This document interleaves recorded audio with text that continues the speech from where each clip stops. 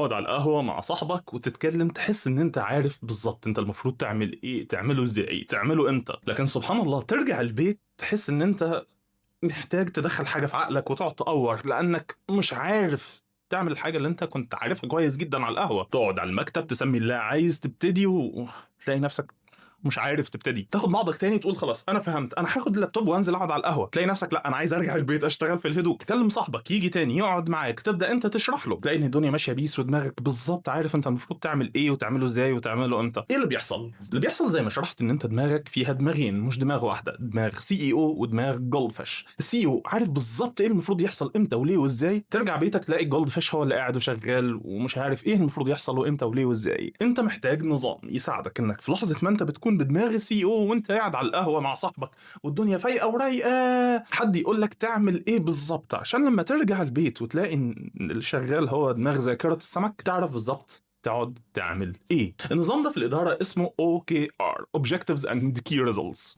من اعقد واكثر نظم الاداره فاعليه وكفاءه. ومن افضل الطرق ان انا اشرحه لك هو سندوتش جبنه وكوبايه شاي. لما تقول لابنك انا عايزك تعملي سندوتش جبنه وتجيب لي كوبايه شاي، ده بيحصل ازاي؟ ابنك عارف فين مكان التلاجة، عارف يعني ايه جبنه، عارف ايه نوع التوست اللي انت بتحبه، عارف انت بتحب كام معلقه سكر على الشاي. الاوبجكتيف اللي اسمه سندوتش جبنه وكوبايه شاي في الحقيقه هو مش حاجه واحده، مش اوبجكتيف واحد، ولكنه لسته ضخمه جدا من المايكرو تاسكس. الانسان العادي عقله بيعرف يعمل المعادله دي لوحده بشكل تلقائي بدون حتى ما يدرك او يفكر فيها. هو بيدخل المطبخ عارف كويس انا هفتح الثلاجه هطلع نوع الجبنه هطلع نوع التوست. الانسان اللي عنده ADHD مش كده، لان عقلنا ما عندوش القدره ان هو يحتفظ بكل المايكرو تاسكس دي في الوركن ميموري، لان احنا عندنا احد اكبر مشاكلنا هي الوركن ميموري او الذاكره قصيره المدى. فالنتيجه انك بتكون بتقول للشخص اللي عنده ADHD اعمل لي سندوتش جبنه وكوبايه شاي وتلاقيه واقف لك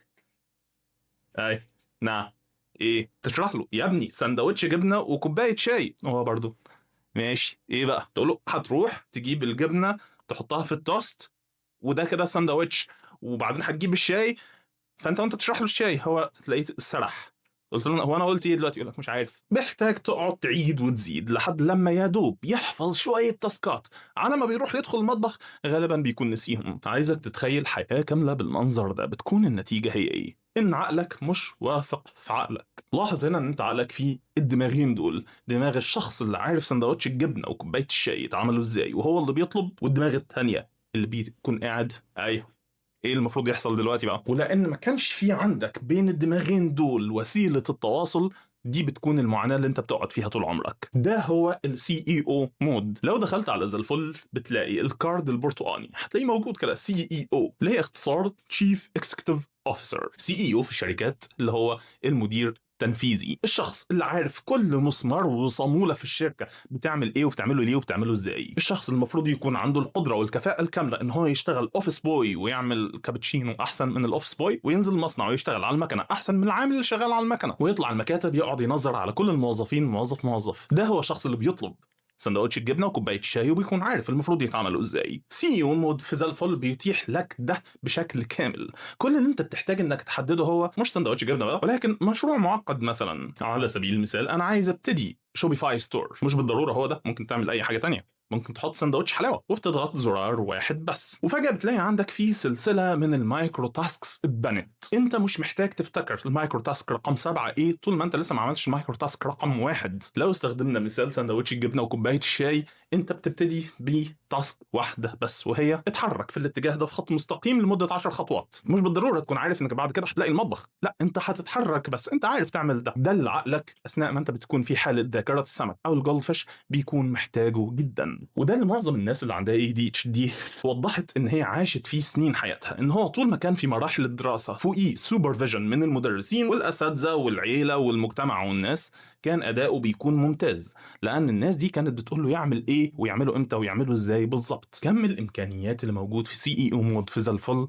ضخم عن قصد. لو انت درست قبل كده اي حاجه ليها علاقه باداره المشاريع هتكون فاهم اغلب اجزاء الداشبورد دي، الديبندنسيز، الاسيتس، البيبل، اللينكس، المانجمنت. ولكن حتى لو ما درستش قبل كده اي حاجه ليها علاقه باداره المشاريع انت مش محتاج تتخض اطلاقا. سي مود بكل تاكيد هو سويس نايف، حاجه مليانه كم ضخم من العدد والادوات، انت مش محتاج انك تستخدمهم كلهم دلوقتي. كل اللي انت محتاج تعرفه انك لحظه ما هتحتاج تطلع النكست immediate اكشن هتلاقيه ظاهر قدامك في جولد فيش مود بكل بساطه وسهوله.